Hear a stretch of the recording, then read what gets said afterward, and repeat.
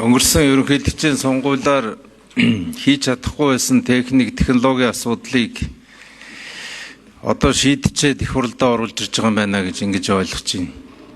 Зөв үү? Даваа учир дарга энэ дэр одоо яг бод байдал хэлмээр байна. Та нарыг сонгуул болохоос хэд хоногийн өмнө саналын утсаа хэвлэж дуусгах уу? Хэд хоногийн дотор гадаадад хүргэх үү? Гадаад улсуудад та нар цахим тооллуурын машина хизээ хүргэж байршуулах уу? Хэдэн цэг дээр байршуулах хүчин чадал байгаа вэ? Энд маш тодорхой хариулт хэлмээр байна. Хэрвээ ийм боломж 21 онд байгаад өнөөдөр тэр үед хэрэглээгүй одоо 27 онд хэрэглэх гэж байгаа бол өмнөх сонгуулийн бүрэн эрхийн асуудал хөндөгдөнө.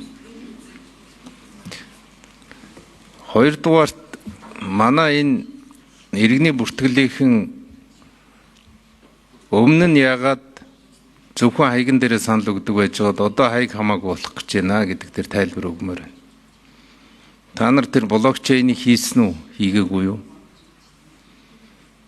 Сонгуулиар болдог хамгийн бодлонтой юм бол 2-3 хаягн дээр очиж санал өгдөг байсан. 2008, 2004 оны сонгуулийн үед гараараа тоолцдог байсан. Сүүлдээ 2-3 газраар тойрч санал өгдөг болсон. Тийм учраас хүн болгон байгаа газараа саналаа өгье гэдэг ийм зүйл рүү явсан юм л та. Тэгээд та бүхэнд одоо гаргасан дэвшил байна уу? Нэг хүн 2 газар санал өгөхгүй гэдэг баталгааг иргэний бүртгэлийнхэн өгч чадах уу? Ер нь иргэний бүртгэлийг ерөнхий газар руу сонгуулийн орой дэвгцээд шампанск задлж исэн олон удаагийн яриа байгаа. Бодлооны гол эзэд тэнд байгаа гэж олон хүн хардж байгаа. 21 оны сонгуулийн дараа энэ олон хүн байгаа газараа санал өгөөд 2-3 давхарсан санал өгөхөөр арийнхаа хариуцлагыг яг та бүхэн хүлээж чадах уу гэдэг ийм асуултанд бүрэн хариулж энэ цаашаа явах ёстой шүү. Бомочр гişүү яагаад ерөнхийлөгчийн сонгуул руу дахиад орчихвоо? Хэн захиалваа? Хаанаас гаргасан шийдвэр вэ? Ямар туршлага дээр үндэслэл вэ? Би бол эрхэм гишүүний бүрэн эрхийн тухай ярихгүй байна. Ямар судалгааны үр дүнд хичнээн сонгуульд оролцоод ийм том хууль руу улс төрийн намуудын зөвшөлтсөлгүйгээр улс төрийн намуудын ойлголцолгүйгээр дахиад орчвоо та. Хэний хүсэлт байна?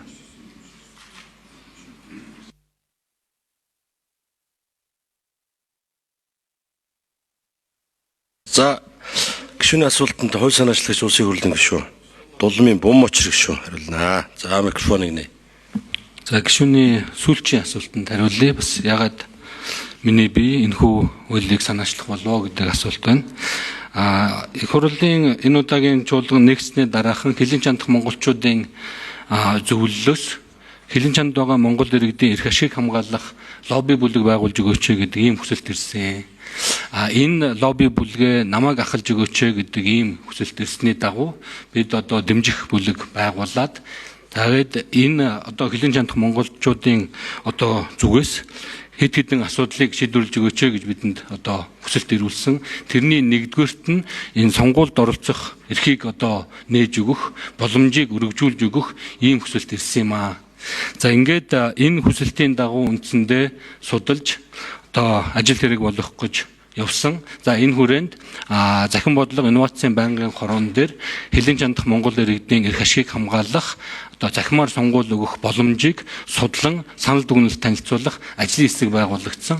За энэ ажлын хэсэгт мөн дэмжлэг үзүүлэх бүрэлдэхүүн 16 байгууллага оролцсон. За ингээд өнгөрсөн одоо жилийн хугацаанд за манай их хурлын эхний жил за түүнээс хойш 2 дахь жил рүү орсон. За ингээд энэ хугацаанд үндсэндээ энэ боломж олцоог судлаад тэгээд өнөөдөр энэхүү одоо хуулийн төслийг өргөн барих одоо нөхцөл бүрэлдсэн. За энэ ажлын хэсгийг миний бие ахалж байсан. За түүнчлэн захин бодлого инновацийн байнгын хорооны одоо дэд байнгын хорооны дарга Анар гишүүн бас энэ хуулийг хамтран одоо өргөн барих ийм нөхцөл бололцоо бүрдсэн юм аа. За ажлын хэсгийн сайд нэмэлт хариулт өгөндөө. За улсын бүртгэлээр ерхий газраас 4 номер. Гараа өргөрөө. 3 номер. За ажлын хэсгийн 3 номерын микрофон нэ. 5 номер өргөж.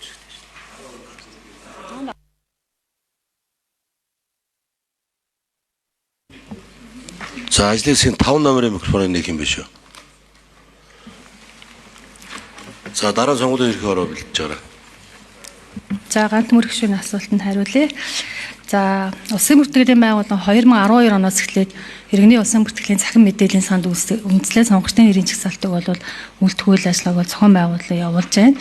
За 2024 оны улсын их хурлын сонгуулийн тухай хуульд орсон нэмэлт өөрчлөлтөөр иргэний улсын бүртгэлийн нэгдсэн сан сүлжээтэй холбох асуудлыг бол шийдвэрлсэн байж байгаа. Тэгэхээр зэрэг одоо бол бид нар нэгдсэн сангаасаа бол сонгогчийн мэдээллийг бол дуудаж сонгуулийн санал авах өдөр бүртгэлийн хуудас болгож баталгаажуулах үйл ажиллагааг зохион байгуулалт явуулж байгаа. За зашрамт хэлэхэд 2024 оны Монгол Улсын их хурлын сонгуулиар бол сонгогчдын нэрийн чагсаалтыг бол хууль заасны дагуу бол холбогдох эрх бүхий нам хүсэл гаргасан эрх бүхий нам эслийг төлөөлөх эрх бүхий этгээдэд бол хүлээлгэж өгсөн байж байгаа. За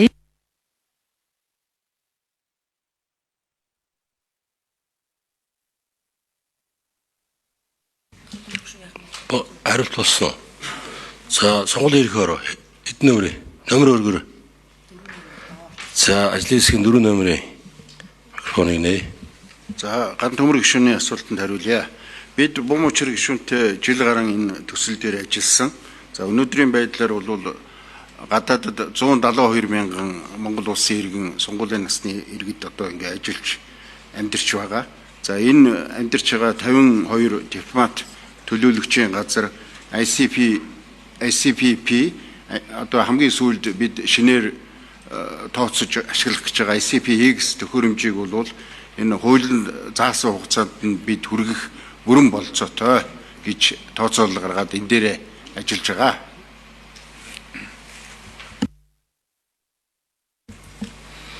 За 4 номерын ажлын хэсгийн микрофон дээр ирж шүү.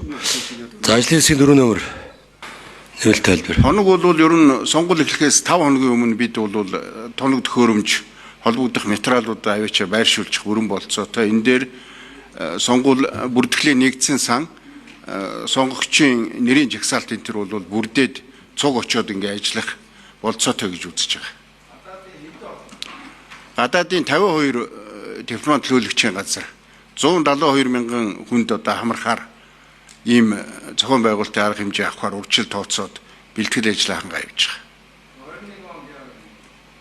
21 онд бид ерөнхийдөө урьдчилсан сонгуул бол авсан шүү дээ. 47 дипломат төлөөлөгчийн газраас санал аваад холбогдох журмынхаа дагуу саналын хуудасаа өргөд буцаж аваад дүнгээ гаргацсан байж байгаа.